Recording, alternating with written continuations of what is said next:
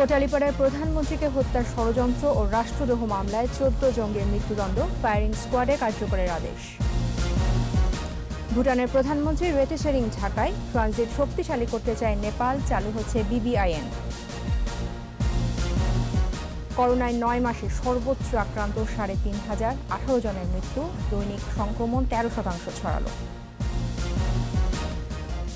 কক্সবাজার রোহিঙ্গা ক্যাম্পে আগুনে 11 জনের মৃত্যু, পুড়ে গেছে 10,000 বসতঘর। এবং যাচ্ছে তাই ফিল্ডিংয়ে ফসকালো ম্যাচ, লাথামের সেঞ্চুরিতে হারল বাংলাদেশ।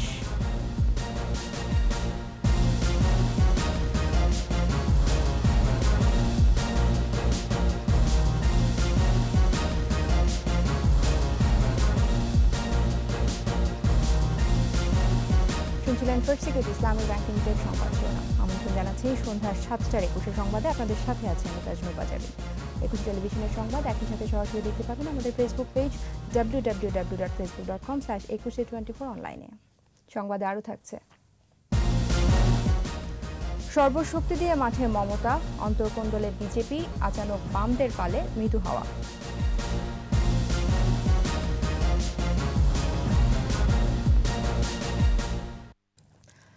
2 দশক আগে কোটালীপাড়ায় বোমা পুঁতে প্রধানমন্ত্রী শেখ হাসিনাকে হত্যার ষড়যন্ত্রের মাধ্যমে সরকার উৎখাত ও রাষ্ট্রদ্রোহ মামলায় 14 জঙ্গির ফাঁসির রায় দিয়েছেন আদালত। ঢাকার দ্রুত বিচার ট্রাইব্যুনাল 1-এর বিচারক মঙ্গলবার এ রায় ঘোষণা করেন। রায়ে প্রত্যেকের মৃত্যুদণ্ড ফায়ারিং স্কোয়াডে কার্যকর করার নির্দেশ দেওয়া হয়েছে। বিস্তারিত জানাচ্ছেন আহমদ বাবু। 2000 সালের 22 জুলাই গোপালগঞ্জের কোটালীপাড়ায় শেখ লুৎফর রহমান সরকারি আদর্শ কলেজ প্রাঙ্গণে প্রধানমন্ত্রী শেখ হাসিনার জনসভা প্যান্ডেল তৈরির সময় শক্তিশালী একটি বোমা পাওয়া যায়। সেনাবাহিনীর একটি দল মাটি খুঁড়ে 76 কেজি ওজনের বোমা উদ্ধার করে। পরদিন 23 জুলাই 40 কেজি ওজনের আরও একটি বোমা উদ্ধার করা হয়। ঘটনার পর কোটালীপাড়া থানায় শেখ হাসিনাকে হত্যাচেষ্টা, হত্যার ষড়যন্ত্র ও রাষ্ট্রদ্রোহ এবং বিস্ফোরক দ্রব্য নিয়ন্ত্রণ আইনে 3টি মামলা করে পুলিশ। এরই মধ্যে হত্যাচেষ্টা ও বিস্ফোরক দ্রব্য আইনে দায়ের হওয়া মামলার রায় হয়েছে। মঙ্গলবার ষড়যন্ত্র ও রাষ্ট্রদ্রোহ মামলার রায় দিলেন আদালত। নির্বাচিত সরকারকে উৎখাত করা এবং জনমনে আতঙ্ক সৃষ্টি করা এবং রাষ্ট্রের বৈধ সরকারকে উৎখাত করার ষড়যন্ত্রের মামলা তিনি আজকে প্রমাণিত হয় তিনি 14 জন আসামিকে 121 এবং 34 এবং 109 দ্বারা দোষী সাব্যস্ত করে মৃত্যুদণ্ড প্রদান করেছেন। রায়ের পর্যবেক্ষণে আদালত বলেন, আসামিদের দৃষ্টান্তমূলক শাস্তি দেওয়ার মাধ্যমেই এ ধরনের নৃশংস ও ন্যাক্কারজনক ঘটনার পুনরাবৃত্তি রোধ করা সম্ভব। ফায়ারিং স্কোয়াডের কথা আদালতে উল্লেখ করেছেন।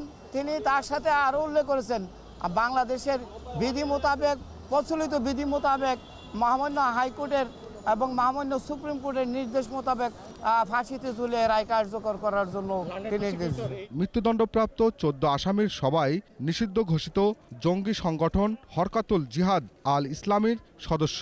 এদের মধ্যে 5 জন পলাতক। ফুজি এবং হরকাতুল জিহাদ শহর তেহরিক। এর আগে কারাগারে থাকা আসামিদের আদালতে হাজির করা হয়। সকাল থেকেই আদালত এলাকার নিশ্চিদ্র নিরাপত্তা ব্যবস্থা করে পুলিশ।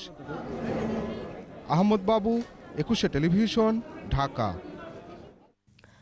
জাতির পিতা বঙ্গবন্ধু শেখ মুজিবুর রহমানের জন্মশতবার্ষিকী ও স্বাধীনতার সুবর্ণ জয়ন্তী অনুষ্ঠানে যোগ দিতে 3 দিনের সফরে ঢাকায় এসেছেন ভুটানের প্রধানমন্ত্রী ডক্টর লোটে শেরিং। বিমানবন্দরে তাকে অভ্যর্থনা জানান প্রধানমন্ত্রী শেখ হাসিনা। পরে জাতীয় স্মৃতিসৌধে মুক্তিযুদ্ধে বীর শহীদদের প্রতি শ্রদ্ধা জানান ভুটানের প্রধানমন্ত্রী। রিপোর্টে আরও জানাচ্ছেন আকবর হোসেন সুমন। জাতির পিতা বঙ্গবন্ধু শেখ মুজিবুর রহমানের জন্মশতবার্ষিকী ও স্বাধীনতার সুবর্ণ জয়ন্তীর অনুষ্ঠানে যোগ দিতে রাষ্ট্রীয় সফরে ঢাকা এসেছেন ভুটানের প্রধানমন্ত্রী ডক্টর লোটে শেরিং। হযরত শাহজালাল আন্তর্জাতিক বিমানবন্দরে তাকে অভ্যর্থনা জানান প্রধানমন্ত্রী Sheikh Hasina.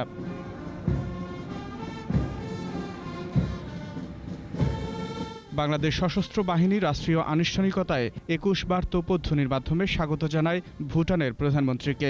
Guard of honour প্রদান করে 3 বাহিনীর একটি চৌকস দল। মুক্তিযুদ্ধে শহীদদের প্রতি শ্রদ্ধা জানাতে সাভারের জাতীয় স্মৃতিসৌধে পুষ্পস্তবক অর্পণ করেন লোটে শেরিং।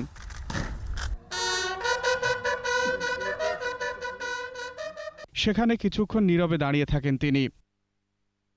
এরপর স্মৃতিসৌধ প্রাঙ্গণে একটি গাছের চারা রোপণ করেন ভুটানের প্রধানমন্ত্রী। কর্মসূচির অংশ হিসেবে ধানমন্ডিতে জাতির পিতার প্রতিকৃতিতে শ্রদ্ধা জানান ভুটানের প্রধানমন্ত্রী।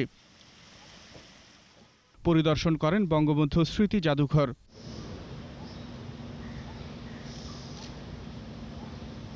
এদিকে সফরের দ্বিতীয় দিনের কর্মসূচি ধানমন্ডিতে জাতির পিতার প্রতিকৃতিতে শ্রদ্ধা নিবেদন করে বঙ্গবন্ধু স্মৃতি জাদুঘর পরিদর্শন করেছেন নেপালের রাষ্ট্রপতি বিদ্যাদেবী ভান্ডারী। আকবর হোসেন সুমন, 21 টেলিভিশন, ঢাকা। যোগাযোগে দক্ষিণ পূর্ব এশিয়ার একটি মডেল হাব হতে একসাথে কাজ করতে যায় বাংলাদেশ ও নেপাল। এরই অংশ হিসেবে প্রাথমিকভাবে আপাতত ভুটান ছাড়াই BBIN চালু করতে সম্মত দুই দেশ। চট্টগ্রাম আর মংলা বন্দর ব্যবহার ছাড়াও নৌপথে পণ্য পরিবহনে অনুমতি চায় নেপাল। ফরেন সার্ভিস একাডেমিতে পররাষ্ট্র মন্ত্রণালয়ের সংবাদ সম্মেলনে আরও জানানো হয়, রোহিঙ্গা প্রত্যাবাসনের বিভিন্ন উদ্যোগে সমর্থন চেয়েছে বাংলাদেশ। রিপোর্টে আরও জানাচ্ছেন মোহাম্মদ নুরুন নবী। প্রতিবেশী দেশ নেপাল। দেশটিতে বাংলাদেশি পণ্যের চাহিদা আকাশচুম্বী।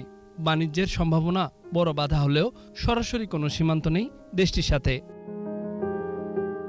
অবস্থার উত্তরণে মানুষের সাথে মানুষের যোগাযোগ ও পণ্য পরিবহন সহজ করতেই 7 বছর আগে বাংলাদেশ, ভারত, নেপাল ও ভুটানের আঞ্চলিক যোগাযোগ বৃদ্ধির উদ্যোগ BBIN নেওয়া হয়েছিল। এর আওতায় 2015 সালে জুনে ভুটানের থিম্পুতে সই হয় অবাধ মোটরযান চলাচল চুক্তি। কিন্তু পরিবেশের ক্ষতির শঙ্কায় ভুটানের সংসদের উচ্চকক্ষে এখনও চুক্তিটি চূড়ান্ত অনুমোদন পায়নি। এই বাস্তবতায় এবার ভুটানকে ছাড়াই BBIN সক্রিয় করতে চায় বাংলাদেশ, নেপাল। পরবর্তী সময়ে যাতে ভুটান যুক্ত হতে পারে সে সুযোগও রাখা হচ্ছে। পাশাপাশি BBIN এর বিদ্যমান রুট বাড়ানো সহ ভারতের সাথে ট্রানজিট সুবিধাও বাড়াতে চায় দুই দেশ। এসব বিষয় দ্বিপাক্ষিক বৈঠকে আলোচিত হয়েছে নেপালের রাষ্ট্রপতি বিদ্যাদেবী ভান্ডারীর সফরে। পররাষ্ট্র মন্ত্রণালয়ের সংবাদ সম্মেলনে এসব কথা জানানো হয়। আমরা নেপাল এবং ভারতের নীতিগত সম্মতি পেয়েছি। সত্যিকার অর্থে ইনস্ট্রুমেন্টটা স্বাক্ষর করার জন্য তারা প্রস্তুত আছেন, বাংলাদেশ সহ। আমরা প্রাথমিক পর্যায়ে যে 3টি দেশ আমরা এগিয়ে যেতে পারি এবং ভুটান মাইট জাস্ট জয়েন লেটার। বিদ্যমান রুটসমূহ ছাড়াও নতুন কিছু রুট অন্তর্ভুক্তির সম্ভাবনাকে খতিয়ে দেখা হচ্ছে। চুক্তিতে ত্রিদেশীয় প্যাসেঞ্জার প্রোটোকল স্বাক্ষরে বাংলাদেশ ও ভারত ইতিমধ্যে সম্মত হয়েছে। এ বিষয়ে নেপালের সম্মতি খুব দ্রুত পাওয়া যাবে বলে আমরা আশা। মাননীয় প্রধানমন্ত্রীর নির্দেশক্রমে বাংলাদেশকে আমরা সমগ্র দক্ষিণ ও দক্ষিণ পূর্ব এশিয়ার গেটওয়ে তথা মাল্টি মডেল কানেক্টিভিটি হাবে পরিণত করতে চাই।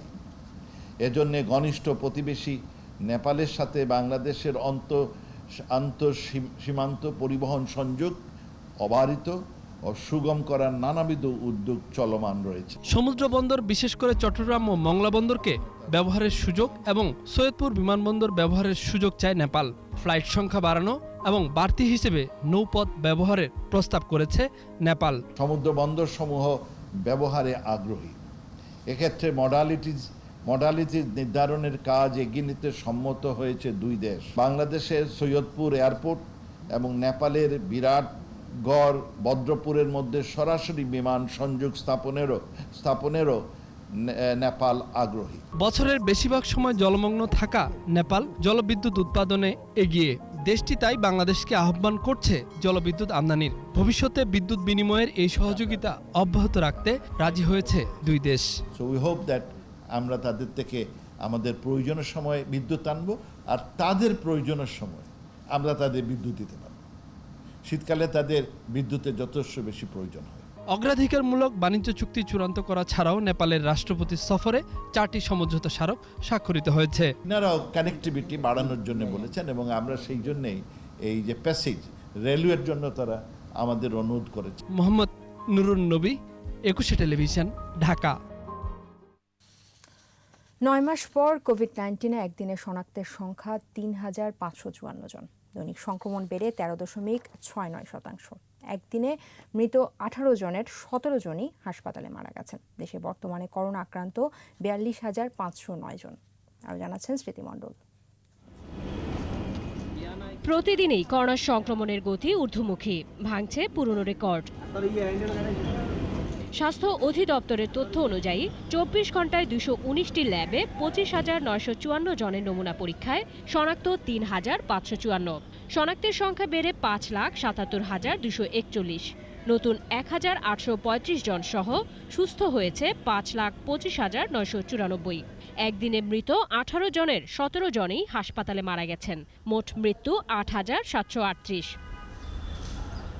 করোনায় মৃত্যু হার 1.51%, সুস্থতার হার 91.12%। এ পর্যন্ত শনাক্ত হার 12.94%, দৈনিক সংক্রমণ 13.69%।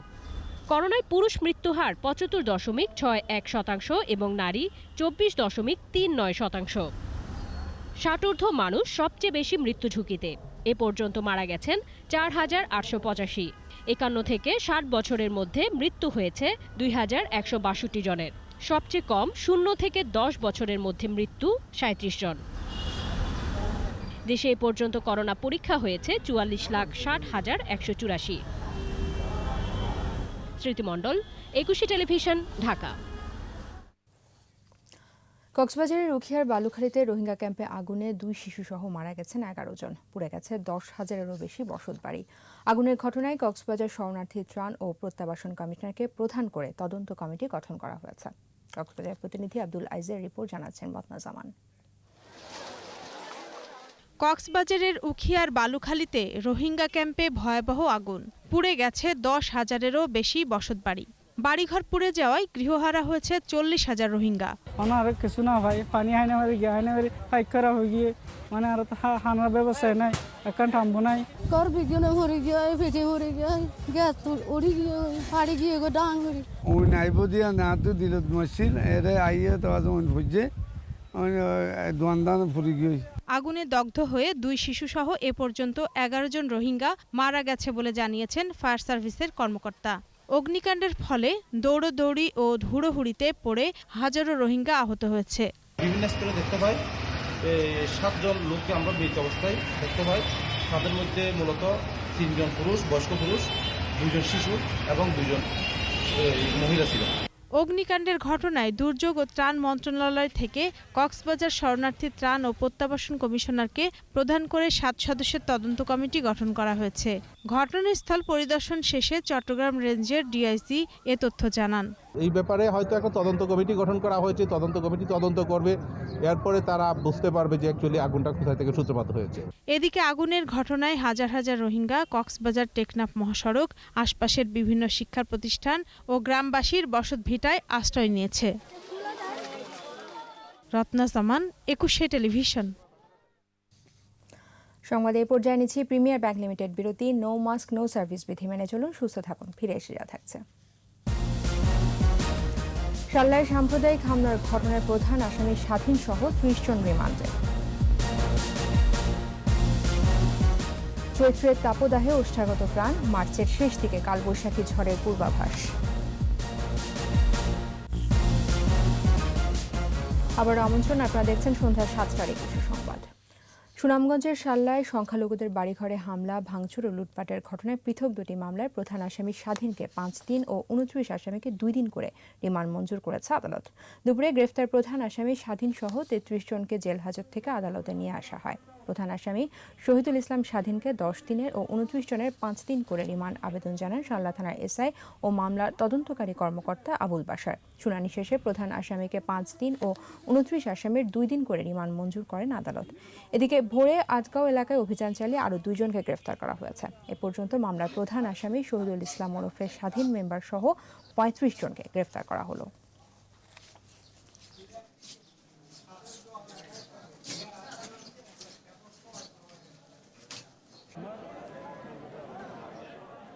এই চক্রটা কে উদ্ঘাটনের জন্য আসলে এই রিমান্ডটা প্রয়োজন এবং আদালতও আমাদের সাথে আমাদের দাবি অনুযায়ী কথা অনুযায়ী আমাদের যে বক্তব্য শোনার পরে সন্তুষ্টি এই আদেশটা দান করেন যে 5 দিনের রিমান্ড মঞ্জুর করে স্বাধীনের আর 2 দিনের রিমান্ড মঞ্জুর করেন বাকি অন্যান্য বাকি আসামি। বিয়ে ও বিচ্ছেদ ডিজিটালাইজেশনে কেন নির্দেশনা দেওয়া হবে না জানতে চেয়ে রুল জারি করেছেন হাইকোর্ট। বিচারপতি মোহাম্মদ মুজিবুর রহমান মিয়া ও বিচারপতি মোহাম্মদ কামরুল হোসেন মোল্লার গঠিত হাইকোর্ট বেঞ্চ এ রুল জারি করেন। গত 22 ফেব্রুয়ারি ক্রিকেটার নাসির হোসেনের সদ্য বিবাহিত স্ত্রী তামিমা সুলতানা তাম্মির প্রথম স্বামী রাকিব হাসান মানবাধিকার সংগঠন 8 ফর ম্যান ফাউন্ডেশনের পক্ষে বিয়ে ও ডিভোর্সের ডিজিটালাইজেশন করতে নোটিশ পাঠায়। সে নোটিশের জবাব না পাওয়ায় হাইকোর্টে রিট দায়ের করা হয়।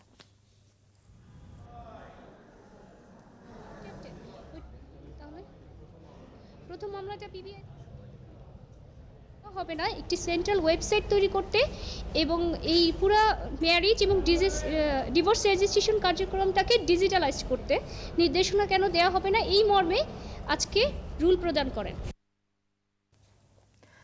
জাতিসংঘ 9 ডিসেম্বর আন্তর্জাতিক গণহত্যা দিবসের ঘোষণায় 25 মার্চের গণহত্যাকে আন্তর্জাতিক স্বীকৃতি প্রক্রিয়া বাধাগ্রস্ত হচ্ছে। প্রচেষ্টার অংশ হিসেবে সব মিশনে গণহত্যার কর্নার স্থাপন সহ সকল বিদেশি অতিথিদের ভয়াল কালো রাত্রির বর্বরতা তুলে ধরা এবং স্মৃতি বিজড়িত স্থানগুলো দেখিয়ে গুরুত্ব বোঝানোর চেষ্টা হচ্ছে। সংবাদে এসব জানিয়েছেন পররাষ্ট্রমন্ত্রী ডক্টর এ কে আব্দুল মোমেন।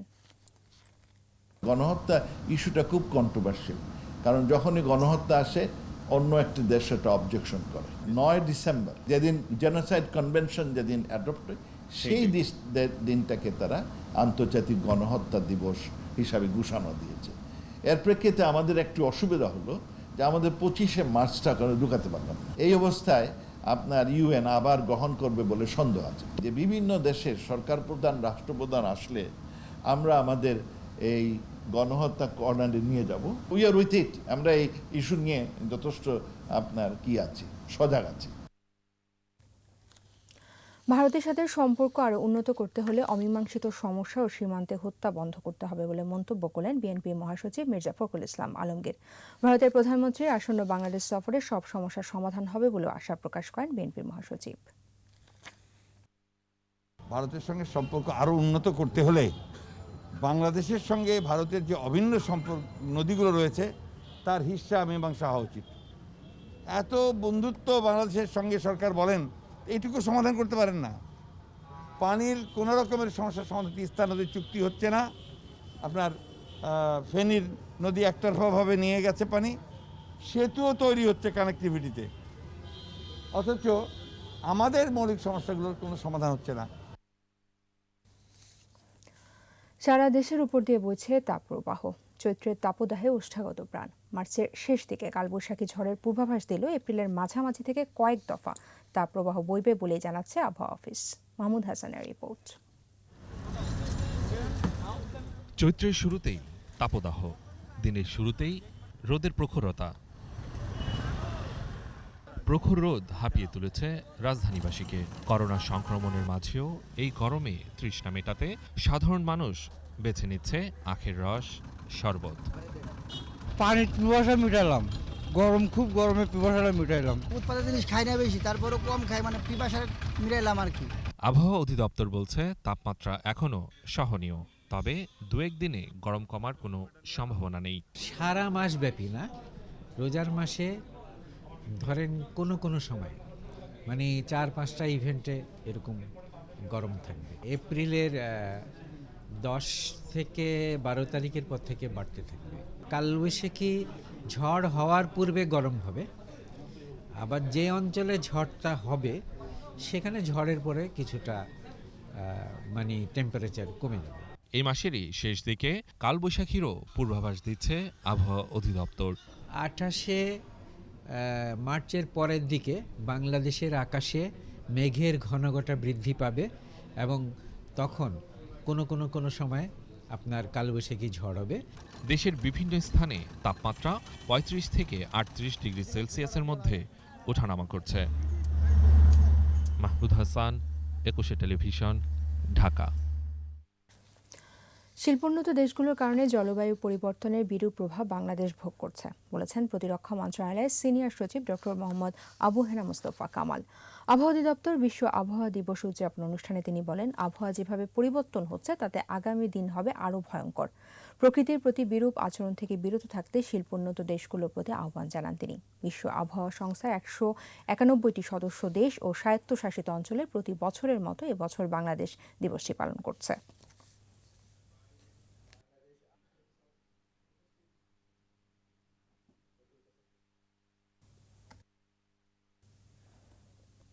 আমাদের এবারের আয়োজন বিএসবি গ্লোবাল নেটওয়ার্ক বইমেলা প্রতিদিন।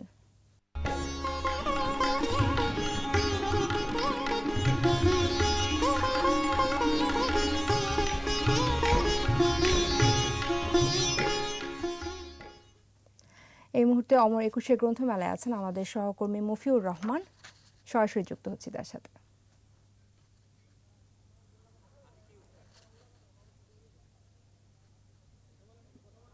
হ্যালো, হ্যাঁ রিটু ভাই, ঠিক আছে, ধন্যবাদ। এই মুহূর্তে আমি আছি অমর একুশে গ্রন্থমেলায়। আজকে মেলার ষষ্ঠ দিন। বিকেলে যেমন বলেছিলাম যে বিকেলে দাবদাহের কারণে খুব বেশি পাঠক সমাগম হয়নি, কিন্তু বেলা যত গড়িয়েছে সূর্য যখন পশ্চিম আকাশে ঢলে পড়েছে, তারপর অন্ধকার হয়ে এসেছে, তাপ কমে গেছে, মৃদুমন্দ বাতাস বইছে, মেলা জুড়ে এখন একটি শান্তির পরিবেশ বিরাজ করছে। এই শান্তির পরিবেশে আসলে পাঠক সমাগম বেশ হয়েছে, পাঠক লেখক সবাই আছে। তো শিশুরাও দেখলাম যে আজকে প্রচুর শিশুদের নিয়ে এসছেন অভিভাবকরা, শিশুতোষ বই চলছে, শিশুরা শিশুদের বই পছন্দের মতো বই কিনছে।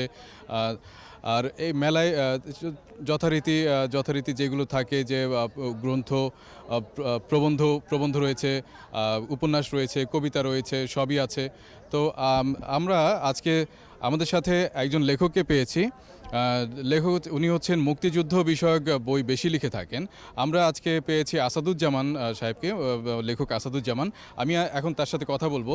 তো আজকে আপনি মেলায় এসেছেন এবং আপনার তো অনেকগুলো বই এসছে মুক্তিযুদ্ধের উপর, তো মুক্তিযুদ্ধ এবং আমাদের স্বাধীনতার উপর অনেকগুলো বই এসছে। আপনি আমাকে বলবেন আপনার এই মুক্তিযুদ্ধ এবং স্বাধীনতার উপরে লেখার আগ্রহটা কীভাবে হলো? আমার মূলত আমি গত 4 দশকেরও বেশি সময় ধরে বাংলাদেশের মুক্তিযুদ্ধের ইতিহাস নিয়ে কাজ করি।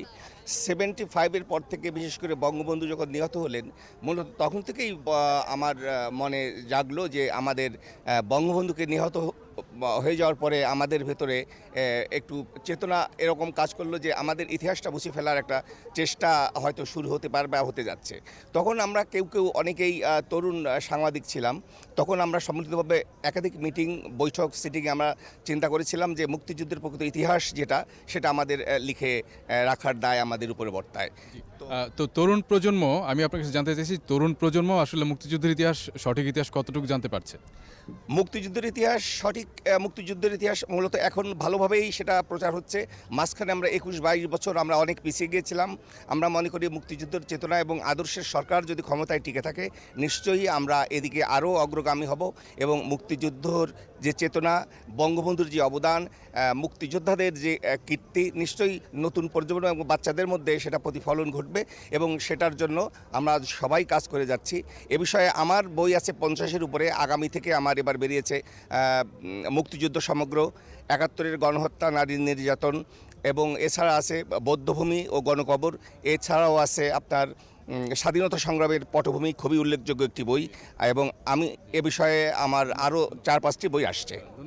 ধন্যবাদ আপনাকে। আসলে এতক্ষণ আমরা কথা বলছিলাম একজন মুক্তিযুদ্ধের বিষয়বস্তু নিয়ে লেখেন তার এমন একজন লেখকের সাথে। আমরা এখন কথা বলবো একজন কবির সাথে, একজন কবি এবং ডাক্তার। আমি আসলে ওনার সাথে কথা বলতে চাচ্ছি যে আপনার কবিতার বিষয়বস্তু কি এবং আপনি লেখায় উদ্বুদ্ধ হলেন কীভাবে আপনার ডাক্তারি পেশার পাশাপাশি? অনেক ধন্যবাদ আপনাকে। আমি আসলে ছোটোবেলা থেকেই লেখালেখি করতাম। তো স্কুল কলেজে বিভিন্ন দেয়াল পত্রিকা বা মেডিকেল লাইফে সেগুলো বের হয়েছে, বাট আমার গত 2বার কবিতা সংকলনে কবিতা বের হয়েছিল। এবার আমার একক কাব্যগ্রন্থ মননে হাঁটি রুদ্রনীল। আমার কবিতার বিষয়বস্তু রুদ্রনীল, একটি ক্যারেক্টার যেটা উপন্যাসে আমাদের থাকে, কিন্তু আমি কবিতায় সেই ক্যারেক্টারটি আনার চেষ্টা করেছি, যে রুদ্রনীল বিভিন্ন অনিয়ম, সমাজের দুর্নীতি সব কিছুর বিরুদ্ধে এই রুদ্রনীলকে আমি প্রেজেন্ট করার চেষ্টা করেছি। এবং ডাক্তারি পেশার পাশাপাশি আমি বলবো ডাক্তাররাই মানুষের সবচেয়ে কাছের বন্ধু, তারাই মানুষকে সবচেয়ে কাছে থেকে দেখতে পারে অন্য মানুষের তুলনায়। তো সেজন্যই আমরা মানুষের থ্যাংক ইউ, ধন্যবাদ আপনাকে। আপনাকে ধন্যবাদ। তো আপনি শুনতে পেলেন যে দুজন কবি বা দুজন লেখক আমাদেরকে যা বললেন যে একজন মুক্তিযুদ্ধের ইতিহাস লিখছেন এবং একজন হচ্ছে ডাক্তার, তিনি কবিতা লিখছেন। তো আমাদের এই কবি এবং পাঠকদের যে মিলন মেলা, এটি চলবে আরও অনেক দিন। তো অমর একুশে গ্রন্থমেলা থেকে আমার কাছে এ পর্যন্তই ছিল এখানকার সর্বশেষ তথ্য। আমরা চলে যাচ্ছি মূল সংবাদে। মাহফুর, আপনাকে ধন্যবাদ। বইমেলা থেকে আমাদের সাথে সংযুক্ত হয়েছিলেন আমাদের সহকর্মী মফিউর রহমান। এবার আমাদের বিশেষ আয়োজন স্বাধীনতার 50।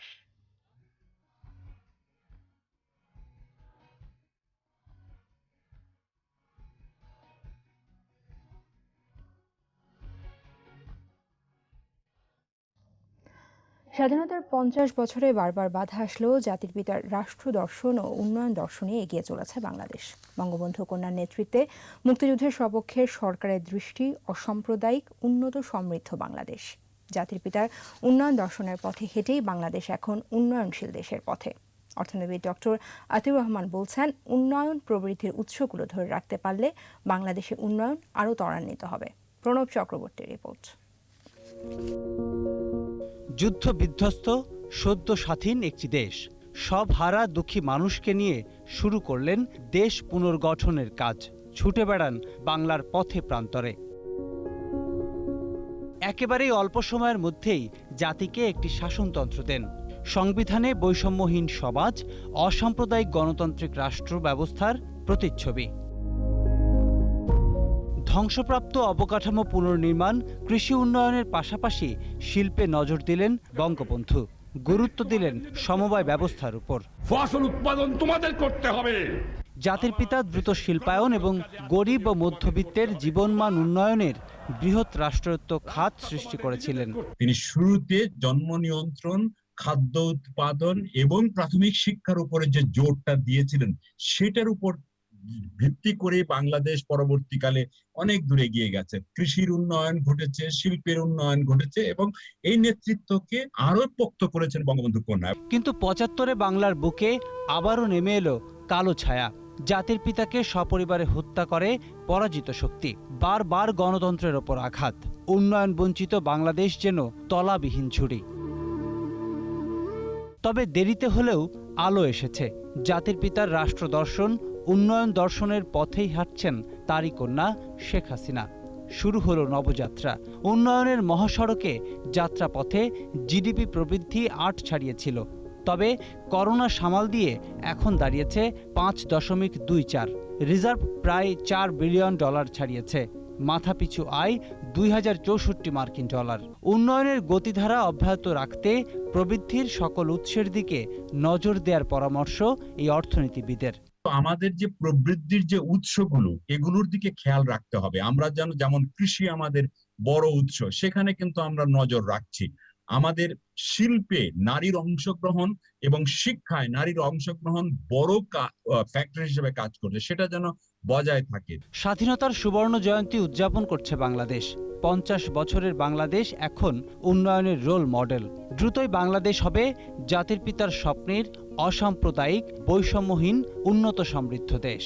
নেতৃত্বের যে গুণ, সেটি সবচেয়ে বড় ফ্যাক্টর হিসেবে কাজ করেছে আমাদের এই অসামান্য সাফল্যের পেছনে।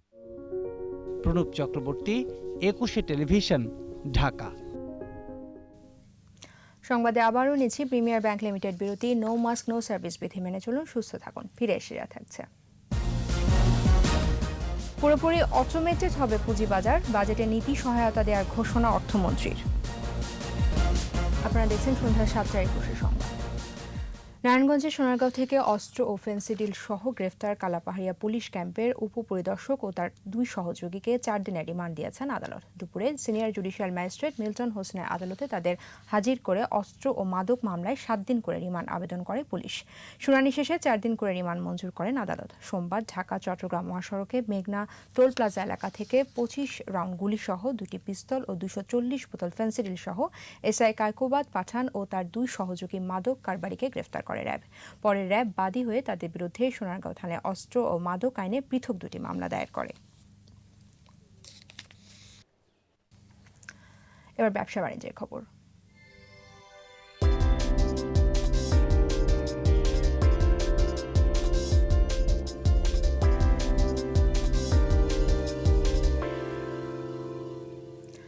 আসছে বাজেটে পুঁজিবাজারের জন্য প্রয়োজনীয় নীতি সহায়তা দেওয়া হবে বলে জানিয়েছেন অর্থমন্ত্রী আহম মুস্তফা কামাল। ঢাকা স্টক এক্সচেঞ্জের অনলাইন আলোচনা সভায় এমন আশ্বাস দেন তিনি। এ সময় পুঁজিবাজার নিয়ন্ত্রক সংস্থা বিএসইসি চেয়ারম্যান জানান, পুঁজিবাজারকে পুরোপুরি অটোমেটেড করা হবে। মেহেদী হাসানের রিপোর্ট। যাদের আত্মত্যাগ এবং স্বাধীনতার সুবর্ণ জয়ন্তী এবং বঙ্গবন্ধুর স্বপ্নের আলোকে পুঁজিবাজারের অর্জন ও সম্ভাবনা শীর্ষক এই অনলাইন আলোচনা সভা, যাতে পুঁজিবাজার সংশ্লিষ্ট সব পক্ষের পাশাপাশি অংশ নেন সরকারের নীতি নির্ধারকরাও। আমাদের সামনে যাওয়ার সম্ভাবনার দ্বার উন্মুক্ত হয়েছে। এইখানে পুঁজিবাজারকে সে একটা যথাযথ ভূমিকা পালন করতে হবে। যেখানে Bombay stock exchange 5 lakh order per সেকেন্ডে নেয়, আমাদেরকেও সেই ধরনের স্কিল অর্জন করতে হবে। অবশ্যই আমরা বোম্বে স্টক এক্সচেঞ্জের কাছাকাছি যেতে পারবো এবং তার জন্য প্রয়োজন অনেক লিস্টেড কোম্পানি এবং বন্ড মার্কেটের সক্রিয় অংশগ্রহণ। শুরুতে স্বাধীনতার 50 বছরে দেশের আর্থসামাজিক খাতের অর্জন ও পুঁজিবাজারের নানা সম্ভাবনার কথা তুলে ধরা হয়।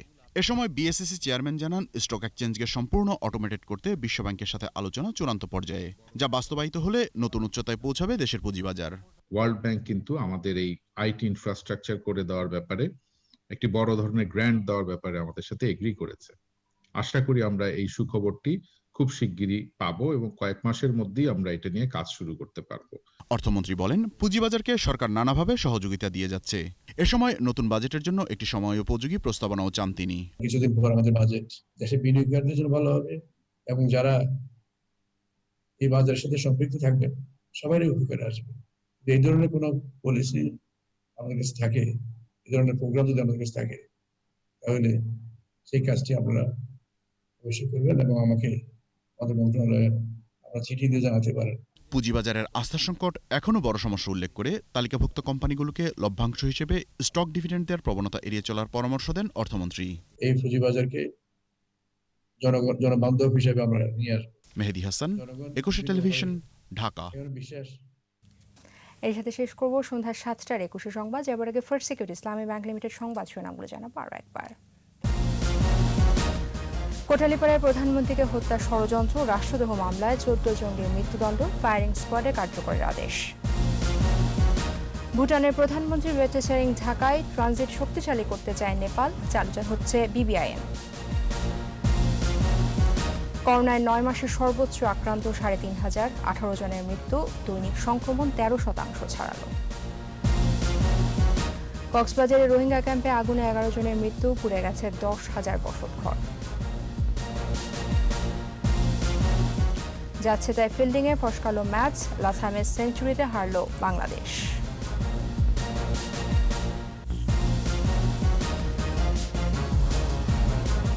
একুশে টেলিভিশনের সর্বশেষ খবর জানতে ডায়াল করুন 202 নম্বর আর ভিজিট করুন ekushe-tv.com এই ওয়েবসাইটে। ফেসবুকে লগ ইন করতে পারেন facebook.com/ekushe24 অনলাইন। আমাদের পরের সংবাদ রাত 9টায় দেখার আমন্ত্রণ রইল।